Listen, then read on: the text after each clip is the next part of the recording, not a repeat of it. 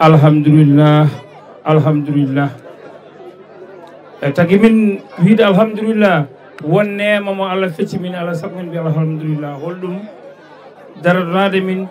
e oɗo baɗiraɗo mo ganduɗa ko haɓanto ko minen duuɓi e kitali ko ɗum tan woni miijoji amen somin lelima ko ɗum min miijoto somin darima ko ɗum min miijoto somin dawi ko ɗum min miijoto Allah addimo o ƴetti pellital wiide fuutankoɓe ndende fuutankoɓe ndende kawre son ndendi ittana ɗon gueɗal son kawri gueɗal mon yalta ɗum waɗi emin jetta Allah no fewi hawrude men e bani amen debbo baaɗi amen hen banggue biyeteɗo Demba oɗo Kellel Demba Tugunde Ndiaye e Kellel min mbima fuutankoɓe foof nana caggal Allah caggal ma ngam felo ngo dariɗa ngo kala fuutanke jiɗɗo fuuta ɓamto daroto ko ngoɗo felo hol gon felo felo yidde yo fuuta rendu yo fuuta hawru yo fuuta ittane gueɗal min beltima no fewi tottede min ɗo konngol sinno ko sago amen tawana yaaji min dokkeɗo hay soko minute aji capantati min kaala e oɗo biɗo debbo dariɗo darde nde min ponno darade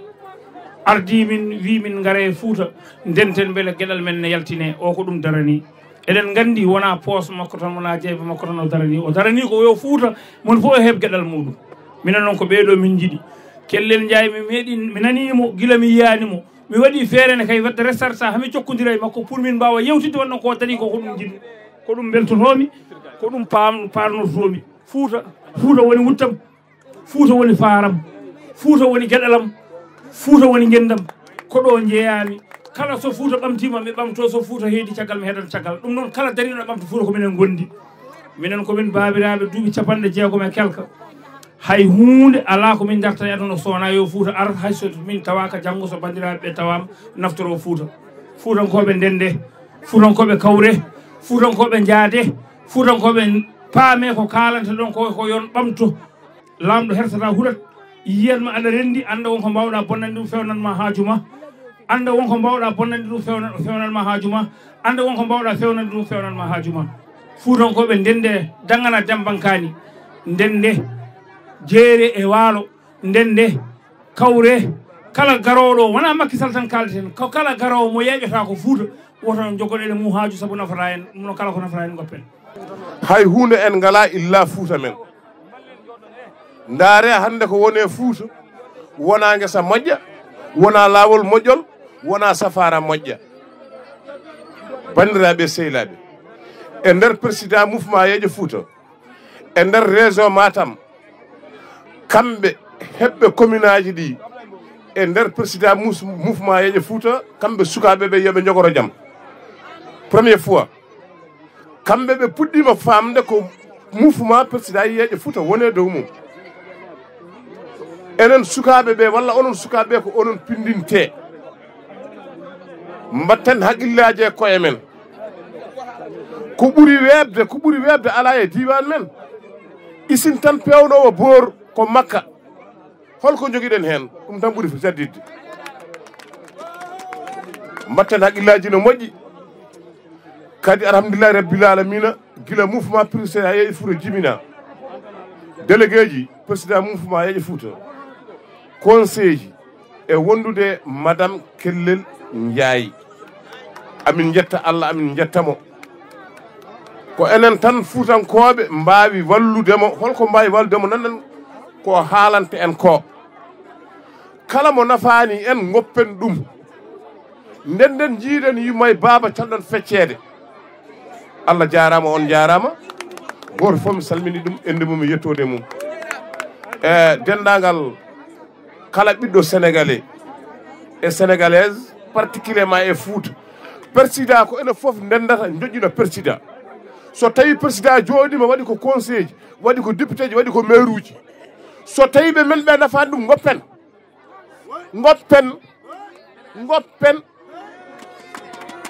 son ganduno commune ko watte récolté e nder commune hitande nde no foti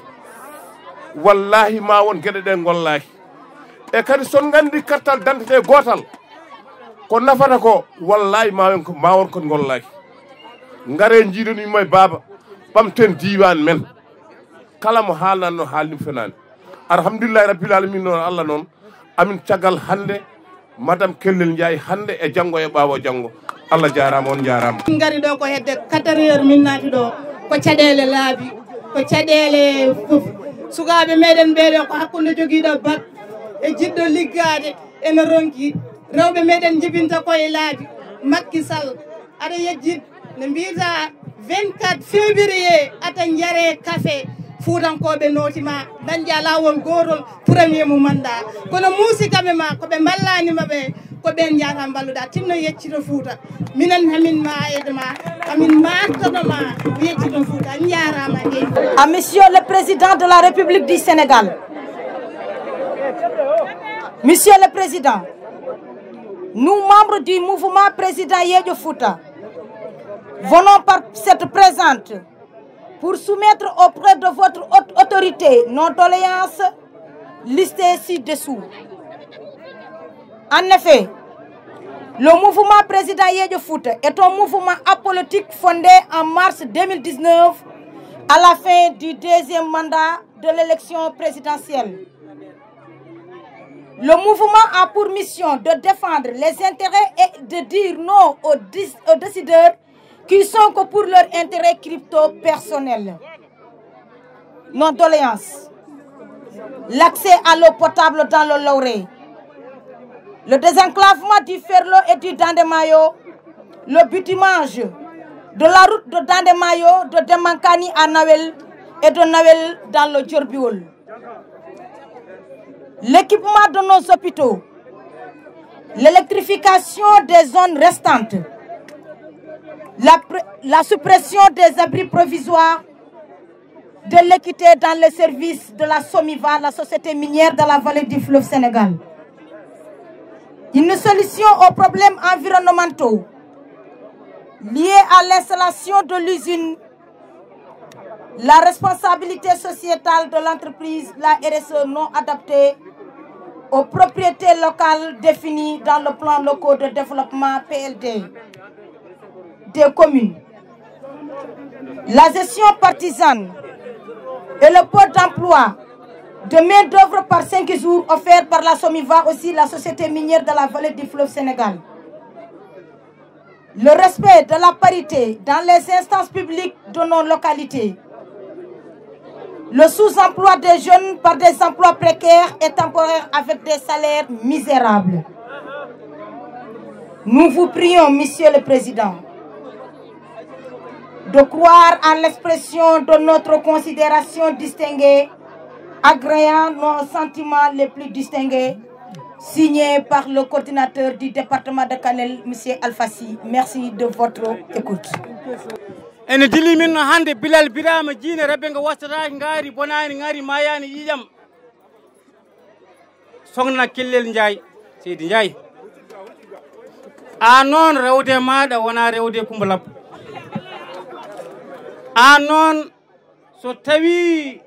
yimɓe gummima ndewi caggal ma ndewi tan ko e rewande nde won noon ala nde neɗɗo daroto e diwan guiji ɗon wima ande a fayi sabu nde ala nde poñoɗa kalami ɗo ko wona politique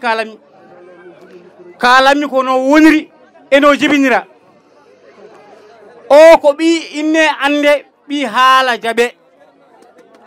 o ko laamo lamina o ko hoɗo honna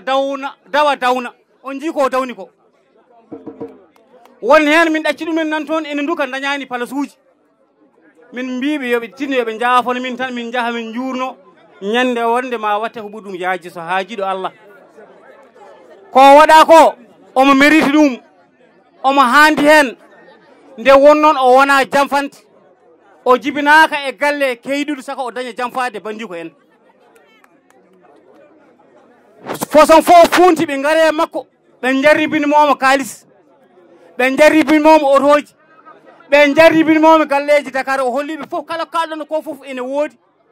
tawmi ko babam ene jogui baba makko ne adi soodde oto e nder diwan guijilon nde machine ƴogowo daña koye galle ba makko